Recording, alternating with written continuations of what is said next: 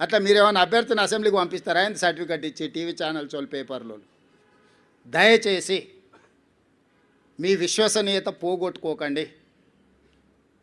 మీకు మా పట్ల వ్యతిరేకత ఉంటే ఇంకో రూపంలో ఏదైనా చూపించండి. మీ యజమానులకు ఏదైనా వ్యాపారాలకు సంబంధించిన అంశాలు ఏమైనా ఉంటే అది ఇంకో దగ్గర చూసుకోండి.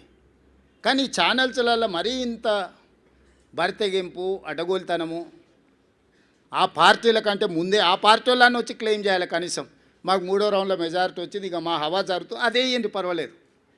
వాళ్ళ తరఫున మీరే ఒకాలతో పుచ్చుకొని మీరే అడ్డగోలు వేసేసి 3569 ఓట్లు ఎన్నో 3వ రౌండ్లో, ఓన్లీ 1 రౌండ్లో 3000 చిల్లర నాకు మెజారిటీ ఉంటే మీరు 211 ఓట్లు మెజారిటీ ఉంది అని చెప్పి బీఆర్ఎస్కు మెజారిటీ ఉంది, ప్రభంజనం మొదలైందని మీరు ఇట్లాంటి విధానము ఇది తెలంగాణ రాష్ట్రానికి మంచిది కాదు.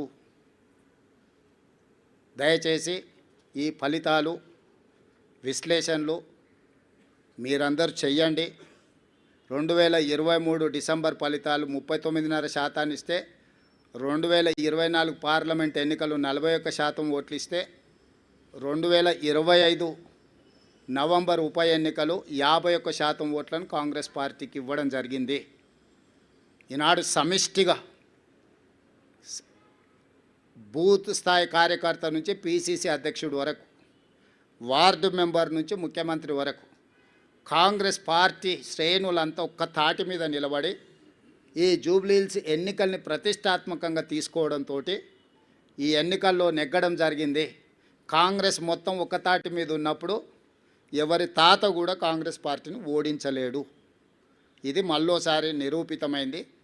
మీ అందరు సహకరించినందుకు, ఓటర్ మహాశయులు ఆశీర్వదించినందుకు, మీడియా మిత్రులకు, ఓటర్ మహాశయులకు సహకరించి మద్దతు ఇచ్చిన ఎంఐఎం పార్టీకి, ముఖ్యంగా సిపిఐ, సిపిఎం, కోదండరాం సార్, ఇతర సంఘాలు, రాజకీయ పార్టీలు అన్నీ మాకు సహకరించినందుకు వాళ్ళందరికీ మనస్ఫూర్తిగా कृतज्ञतలు తెలియజేస్తున్నాం. खासकर इस बाई इलेक्शन चुनाव में एमआईएम हम साथ हमारे लिए कांग्रेस पार्टी को मदद देकर స్థానిక పరిస్థితులను బట్టి నిర్ణయాలు తీసుకోవడానికి వెసులుబాటు కాంగ్రెస్ పార్టీ కల్పిస్తుంది. ఆ వెసులుబాటులో భాగంగానే తెలంగాణ రాష్ట్రంలో కాంగ్రెస్ పార్టీ నిర్ణయాలు తీసుకున్నది. మాకు కలిసి వచ్చినందుకు ఎంఐఎంకు మేము ధన్యవాదాలు తెలియజేస్తున్నాం.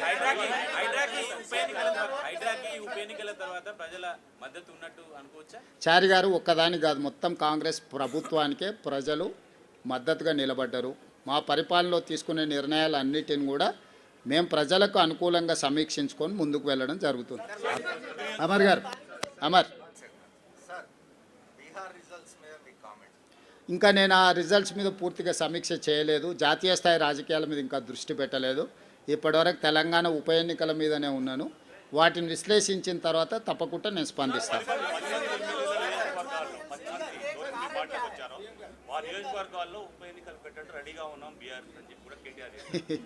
ఇక ఇప్పటి దగ్గర నేను అదే చెప్పిన, మళ్ళా అదే మాటలు మాట్లాడుతున్నాడు. కాబట్టి ఇవన్నీ నేను అందుకే చెప్తున్నా, నేను సూచన చేస్తున్నా. తెలంగాణ మంచి కోసం, వాళ్ళ భవిష్యత్తు కోసం ఇద్దరికి సూచన చేస్తున్నా. ఒక ఆయన అసూయ, రెండవ ఆయన అహంకారాన్ని తగ్గించుకోవాలి. పాతకాలంలో చెప్పారు, కింద పడ్డా కూడా పైకాలు నాదే అన్నాడంటే వెనకటికోడు. కాబట్టి ఏది ఎట్లొస్తే అది అట్లా వస్తుంది.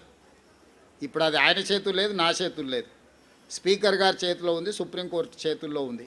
అది వచ్చినప్పుడు వస్తుంది. ప్రజలు ఇచ్చే తీర్పు తప్పకుండా ఇస్తారు.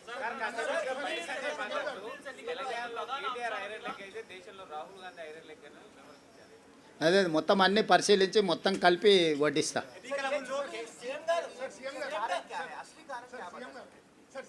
सरकार जो काम कर रहा है, सरकार को आशीर्वाद देने के लिए लोग आगे आए, बहुत सारे दिए, एक चीज़ नहीं है. हम पीछे से रेशन कार्ड और फाइन राइस, इंदिरा इंड्लू जो भी बोल रहे हैं ना, इसके साथ साथ हम कितने एम्प्लॉयमेंट क्रिएट किए, लॉ एंड ऑर्डर कितना कंट्रोल किए, ड्रग्स एंड गांजाई कितना हम लोग कंट्रोल किए. इस बार बारिश कितने आए आप देखे ना.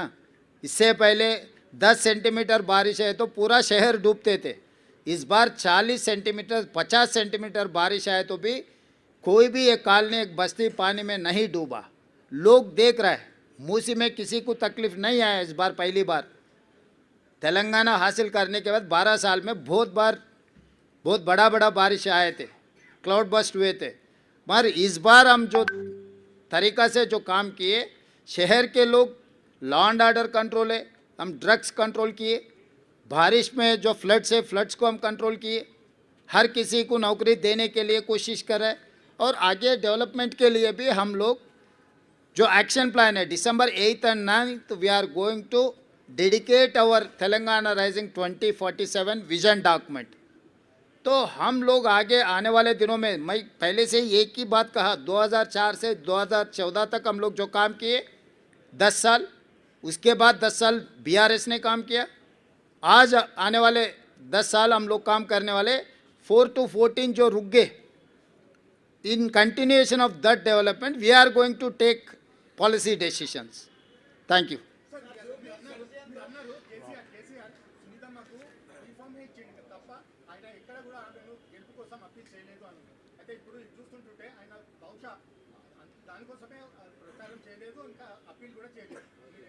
అంటే నేనేమన్నాను, ముందు నుంచి పాపం కేసీఆర్ గారిని తప్పించి ఆ కుర్చీని గుంజుకోవాలని హరీష్ కేటీఆర్ పోటీ పడుతున్నారు. సో ఒకసారి వాళ్ళకి అవకాశం ఇస్తే వాళ్ళ పరిస్థితి ఏదో వాళ్ళకి అర్థం కావాలని కేసీఆర్ గారు మౌనంగా ఉన్నారని నేను అనుకుంటున్నా. కేసీఆర్ గారు క్రియాశీలక రాజకీయాలలో లేరు, వారి ఆరోగ్యం కూడా అంతంతగానే ఉంది. క్రియాశీలక రాజకీయాలలో లేకుండా ఆరోగ్యం అంతంతగా ఉన్న ఒక నాయకుడిని విమర్శించడం భావ్యం కాదని నేను భావిస్తున్నా. కేసీఆర్ గారు క్రియాశీలక రాజకీయాలకు వచ్చినప్పుడు తప్పకుండా వారి పట్ల నేను స్పందిస్తాను.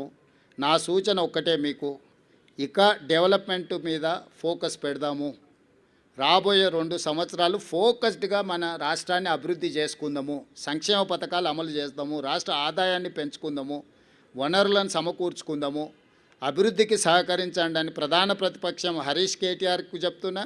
కేంద్రం నుంచి నిధుల కోసం సహకరించమని కిషన్ రెడ్డి గారికి చెప్తున్నా.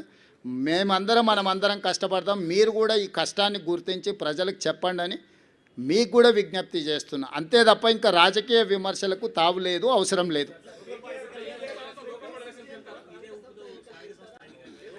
రేపు 17th క్యాబినెట్లో అవన్నీ డిస్కషన్ జరుగుతాయి. 17 తారీఖు రోజు క్యాబినెట్ సమావేశం ఉన్నది. క్యాబినెట్ సమావేశంలో మంత్రులందరూ సూచనలు తీసుకున్న తర్వాత స్థానిక సంస్థల ఎన్నికలకు సంబంధించి ఉన్న పరిణామం